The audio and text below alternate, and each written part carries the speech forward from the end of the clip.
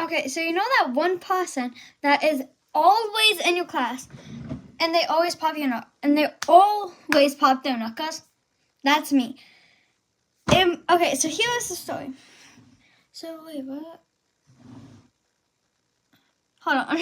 Okay, I'm back. So today at school we had a math test and a writing test and a reading test. So my hand got really cramped, got cramped up. So I was like, okay, this is a good time to pop my knuckles. It was dead silent. So I started popping my knuckles, and then it came to my pinky, and this is my pinky. That it's loud.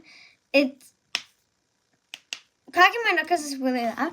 So I was like, don't be loud.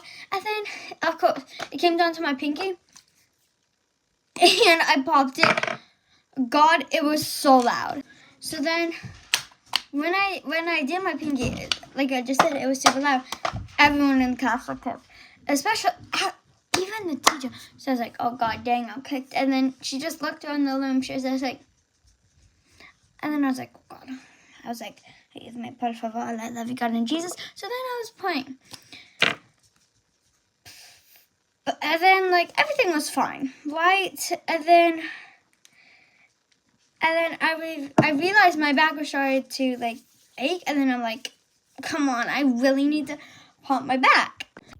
So that's what I did. I popped my back, like any other person would. So I didn't expect it to be loud, right? Because usually cracking my back, it's quiet. No, it was super loud. So then the teacher said, okay, whoever's cracking every single bone in the body, please stop. And then my face got so wet. Because, like, when I'm embarrassed or, like, laughing, my face will get dead wet, like a... Okay, like this red. It gets red. So I was like, oh God, Lord have mercy for me. So then I was praying, right?